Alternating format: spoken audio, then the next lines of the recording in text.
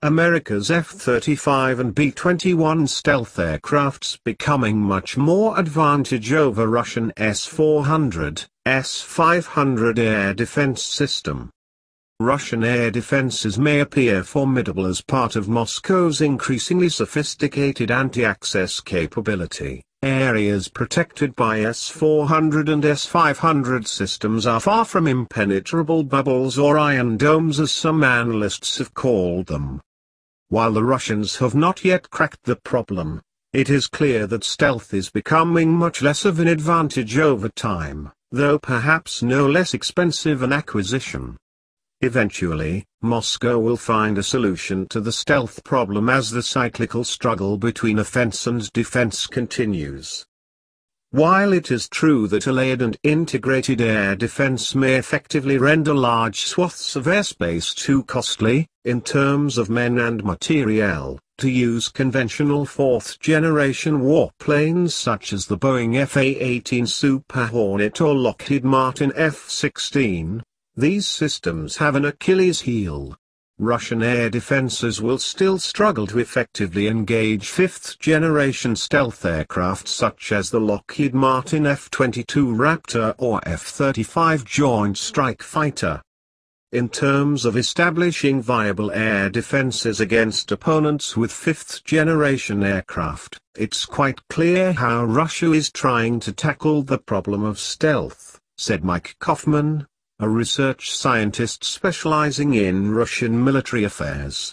Russia's advanced radar, variety of capable missiles and systems that try to integrate large amounts of data from more potent air defense will increasingly segregate Western air forces into two benches. Powers there will be those that can penetrate and survive against advanced air defenses in a high-end fight.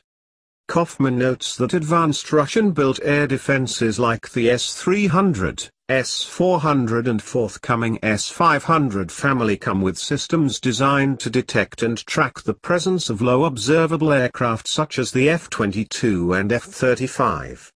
That's just a function of physics, as I have noted before. The problem for Moscow is that while Russian early warning and acquisitions radars operating in the VHF, UHF, L and S bands can detect and even track a tactical fighter-sized stealth aircraft, those systems don't deliver a missile's quality track. Russia has invested in low-band early warning radars, with some great variants out there, but can it use these to put a good picture together, and process it to develop a track against low observation aircraft? Kaufman asked rhetorically. Typically, larger stealth aircraft such as the Northrop Grumman B-2 Spirit or forthcoming B-21 don't have many of the airframe features that cause a resonance effect, and are, as such, much more effective against low-frequency radars. For the Russians, solving the problem of targeting a low observable aircraft is something that they continue to work on, but it is doubtful that Moscow has resolved the issue. Russia's strong investment in layers of air defenses tells us that the Kremlin believes the primary threat to its ground forces comes from US air power.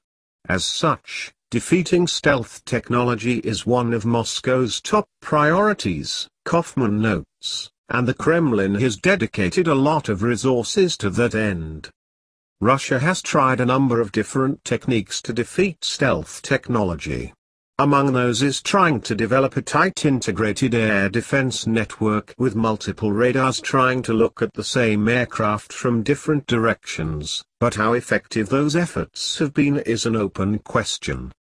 It's great being able to see an aircraft, or parts of it, but getting accuracy such that you can confidently get a missile near the target is the primary challenge. Thank you for watching. Please like, share, comment, and subscribe.